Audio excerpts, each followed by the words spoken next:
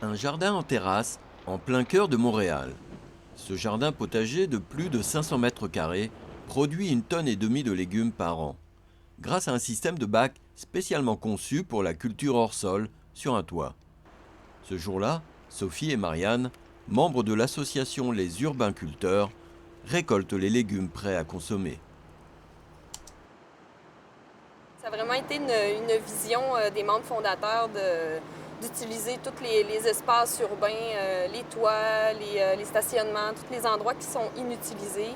L'idée est partie de ça, de dire il y a des endroits vides, il y a du béton, alors on va utiliser ça pour faire pousser des légumes. Ici, on cultive des tomates, de la laitue, des courges, des fines herbes, des petits fruits. On a beaucoup de petits fruits aussi. On a de tout. On récolte environ, je dirais, 3 à 6 kilos de légumes par jour. On travaille avec compost de vers de terre, on travaille avec différentes solutions, mais toujours dans le biologique. Puis pour ce qui est des traitements phytosanitaires, on travaille encore là en biologique avec des recettes de grand-mère, comme on dit ici.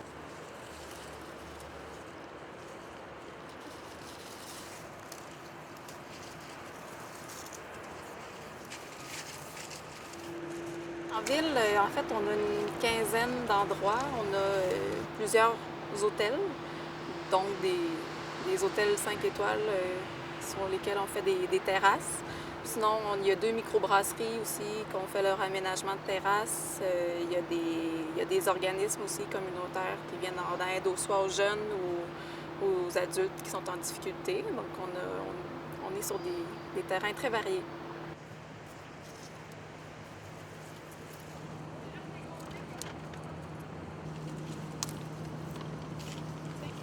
Sophie?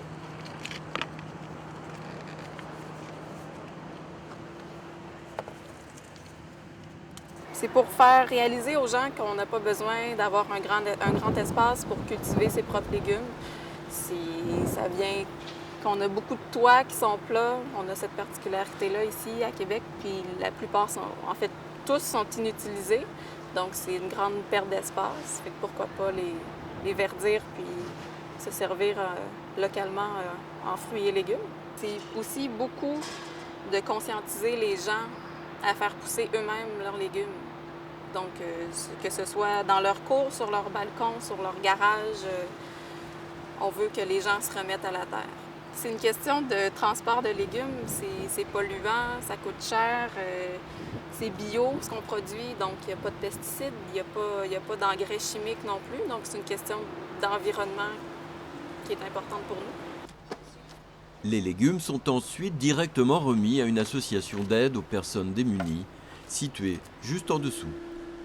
L'Aube Rivière, c'est une maison qui vient en aide aux personnes démunies, donc qui offre à manger, à coucher, comme je disais, en échange soit d'un coût très modique ou en échange de tâches. Donc, ils peuvent venir nous aider pour arroser, pour la récolte ou pour entretenir, charrier les sacs de terre.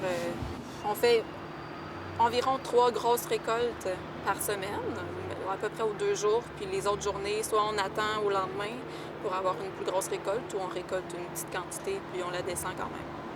Puisque le soleil frappe très fort sur les toits, bien là, les toits emmagasinent la chaleur, ce qui fait qu'on peut continuer la saison un petit peu plus tardivement que si on était à la campagne.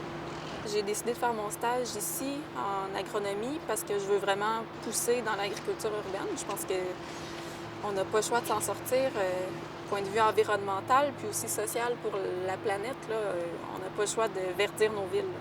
L'agriculture traditionnelle est très demandante pour les sols. Donc, le fait de cultiver chacun chez soi, ça peut permettre à la planète de prendre un petit repos peut-être. C'est sûr que les quantités qu'on peut produire sont réduites, là. Mais si on se mettait sur tous les toits de la ville, à ce moment-là, ça serait assez intéressant. L'Association des urbainculteurs de Montréal a déjà réalisé ce type d'aménagement pour des hôtels, des restaurants, des entreprises et même un hôpital. En plus d'être utiles, ces jardins en terrasse embellissent le quartier et créent un îlot de fraîcheur. Consommés localement, ils évitent transport et emballage.